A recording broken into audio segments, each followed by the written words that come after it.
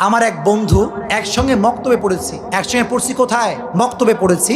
সেদিন আমি রাস্তায় দাঁড়াইছিলাম মেইন রোডের পাশে। তো কিছু যুবক ভাইয়েরা আসছে, ওরা সেলফি তোলার জন্য আসছে, কথাবার্তা বলার জন্য আসছে। তো ওরা যখন সেলফি তুলতে আসছে, ওই সময় আমার বন্ধুটাও আসছে। এসে বলছে, কি খবর বন্ধু? ভালোই তো, সেলফি তুলো, আমার সঙ্গে তোলো, আমার সঙ্গে একটা সেলফি তোলো। এত হাসি খুশি। আসলে ভাই, আমরা মাঝে মাঝে উপরে হাসি, ভেতরে দুঃখ কষ্টে ভরা। এই হাসিটা হচ্ছে অভিনয়, ইটস লাইক অ্যাক্টিং। এটা মানুষকে বোঝায় যে ভাই আমি ভালো আছি, কিন্তু আসলে কিন্তু দিন শেষে আমরা সকলেই দুঃখে কষ্টে বসবাস করছি। তো ছেলেটা যখন আমার সঙ্গে সাক্ষাৎ করলো, বয়স আমার চেয়ে ছোট, অনেক কথাবার্তা, এত হাসি খুশি, মানে আপনি দেখলে বুঝবেন না যে তার জীবনে কোনো দুঃখ কষ্ট আছে।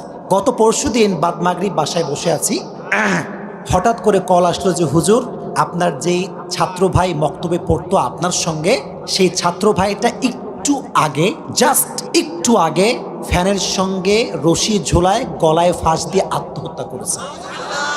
I was shocked, how come it possible? সে আমার সঙ্গে কয়েকদিন আগে কথা বললো, কত সুন্দর হাসি, কত সুন্দর খুশি। তো বিশ্বাস করেন ভাই, আমরা ওয়াজ করি তো, যুবকদেরকে আমরা দেখলে পড়তে পারি যে যুবকের সমস্যা আসলে কোথায় আছে। তো আমি তখনই আমার আর একজন পাশে ছিল, আমি বললাম ভাই নিশ্চিত এখানে মেয়ে কেন্দ্রিক কোনো সমস্যা জড়িত আছে। কারণ যুবক, এই নারীর নেশা বড়ই খারাপ নেশা। নারীর নেশায় যে পড়ে গিয়েছে, ওর জীবন যৌবন সব শেষ হয়ে গিয়েছে।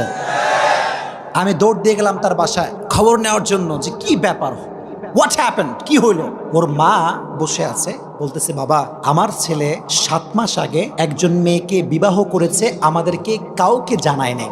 ওই যে বিয়ে করেছে পরিবারের অনুমতি ছাড়া, ওই যে তার ডিপ্রেশন শুরু হয়েছে, ওই ডিপ্রেশন থেকে আজকে সে সুইসাইডের মতো পথ বেছে নিয়েছে। একজন যুবক, হাজার হাজার যুবক এখানে, মুরব্বী আমার ডানে বামে, তোমাদের সকলের কাছে কোরআন আমার হাতে নিয়ে একটা অনুরোধ করছি, জীবনে যাই করো আর তাই করো, আব্বা আম্মার অনুমতি ছাড়া পালিয়ে বিয়ে করো না। আব্বা আম্মার সুখ আছে যেখানে, সন্তানের সুখ আছে সেখানে।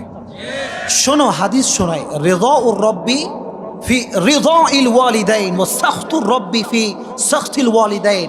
আল্লাহ বলছে, বান্দা তুই সুখ খুঁজতে চাস, তোর আব্বা আম্মাকে সুখী করে দে, আমি আল্লাহ তোকে সুখী করার দায়িত্ব নিয়ে নিলাম। তোমার যে গার্লফ্রেন্ডের পাল্লায় পড়ে আম্মার সঙ্গে খারাপ ব্যবহার করো, আগামীকাল একখান টাকলুর সরকারি চাকরিজীবী পাইলেই শেষ, জায়গায় ক্লোজ, জায়গায় ক্লোজ, খেলা শেষ। আর তোমার চুল হবে এদিক থেকে এ পর্যন্ত, দাড়ি কাটবা না, মোজ কাটবা না, তুমি সাতালের সাথে খারাপ হয়ে যাবা। ফিরে আসো, ফিরে আসো, অনেক হয়েছে। আজ থেকে নিয়ত করো যে হুজুর, যতদিন বেঁচে আছি I will spend my time with হালাল নট হারাম। ইনশাআল্লাহ হারামের সঙ্গে থাকা যাবে। তাহলে যতই কষ্ট আসুক, মনে রাখবা দুনিয়ার কষ্ট সাময়িক। আওয়াজ দিয়ে বলেন, দুনিয়ার কষ্ট কি?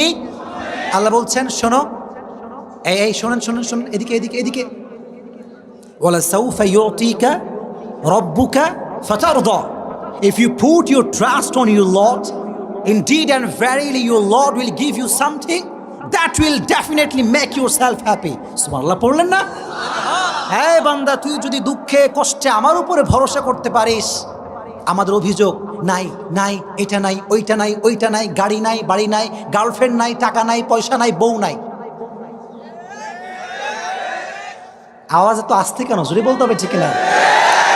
আল্লাহ বলছে, এই নাই নাই স্বভাব বাদ দে, সবসময় বল যে আছে আছে আছে আছে আছে। এই আছে বলতে বলতে দুনিয়ার সবচেয়ে সুখী ব্যক্তি আপনিই হয়ে যাবেন। আল্লাহ বলছে, বান্দা ভরসা কর, আমার উপরে ভরসা কর, অচিরেই আমি তোরে এত কিছু দিব, এত কিছু দিব, এত কিছু দিব যে তোর পুরো জীবনটা আমি আল্লাহ নিয়ামত আর ভরপুর করে দিব।